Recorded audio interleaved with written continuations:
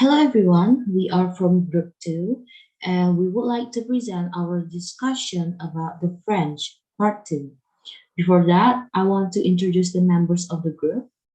Adithya Arasyi, Alisha Putri Setiawan, Arfani Melfira, Masayu Siti Raudhatul, and Stella Tiffany Zaluchu. So, without further ado, let's get into it. Learning French is certainly not an easy thing, especially with the pronunciation, which has special rules for its use. Therefore, in learning this language, one must have a strong attention and determination in order to master the material well. That must be learned from the French language, namely vocabulary, grammar, conjugation, and pronunciation. But the first time learning French is conjugation. In English, there is also, but much simpler. In English, we know the irregular verbs that are the basis. It turns out the French is much more. For example, it wherever the subject is I, you, he, she, it, we, they, the verb is the same. Just look at the time. Example, it, present simple, at past simple, eaten past participle. In French, eating is manger, but change its form depending on the time and subject. For present, je mange, past simple, je mange. Adjective accords avec nouns. Nouns and adjective must match according to gender and number. This must really be realized.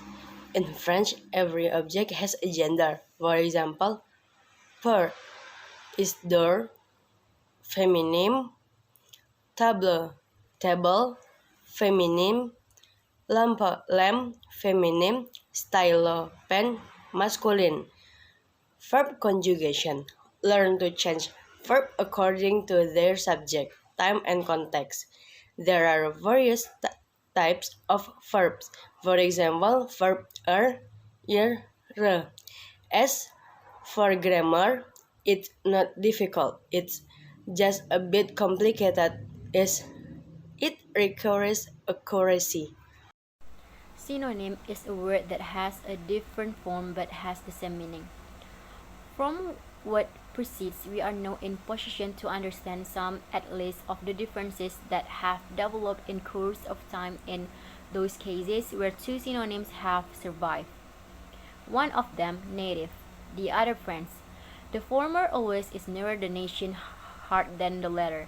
It has strongest associations with everything primitive, fundamental, popular, while the French word is often more formal, more polite, more refined, and has a less strong hold on the emotional side of life. A cottage is finer than hut, and fine people often live in a cottage at any rate in summer. The word bill was too vulgar and familiar to be applied to a hut, which had only a beak. To dress means to adorn, deck, and etc., and those generally presuppose a finer garment than the old to clothe, the wider signification of which it seems, however, to be more and more appropriating to itself. Amity means friendly relations, especially of a public character between states or individuals, and thus lacks the warmth of friendship. The difference between help and aid is those indicated in the fang. Help includes aid, but it may fall short of the meaning of help. All this amounts to the same thing as saying that help is natural expressions belonging to the indispensable stock of words and therefore possessing more copious and profounder associations than the more literary accordingly colder word aid. Folk has to a great extent been superseded by people, chiefly, I suppose, on account of the political and social employment of the word. And the next one is grammar. Old English period was the period of time where the language is inflected. Then, for the Middle English period, the language inflections were almost all vanished. Then, the simplification is one of the process of any language's development, and this process was speeding up in English language after the Norman conquest. It is a general knowledge about the purity and accuracy of grammatical in written language.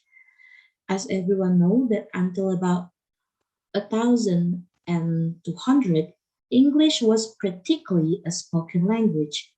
During this period, English also lost its gender system because the French had a different gender system.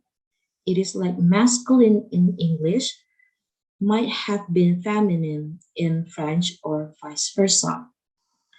French words have, as a matter of fact, participated in all sound changes that have taken place in English since their adoption. Those words with the long E sound have had it diphthonged into I, as in the words fine, price, or lion. The long U, written O, has similarly become ow, as in the word French, espoused, that now pronounced as spouse.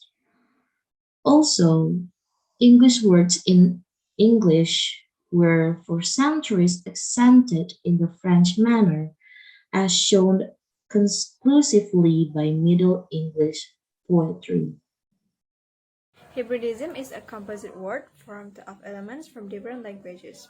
From the very first, we find verbal nouns in ing or ng, formed from French verbs. Indeed, they are found at a time when they could not be formed from every native verb. Other instances of English endings added to French words are faintness, from the end of the 14th century, closeness, half a century later, secretness, short-circuitness, simpleness, Shakespeare and others, materialness, at Ruskin, and etc.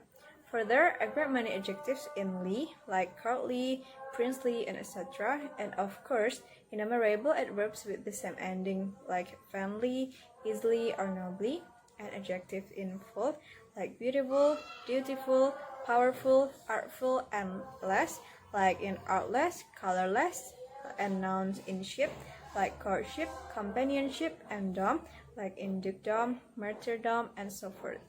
One of the most fertile English derivative endings is able, which has been used in a great number of words besides those French ones which were taken over ready-made, such as agreeable and movable. In comparatively few cases, it is added to substantives like serviceable, companionable, marriageable, feasible, and seasonable. Its proper sphere of usefulness is in forming adjectives from verbs, rarely in an active sense, like suitable, that suits, shrinkable, but generally in a passive sense, like bearable, that can warn or may be borne.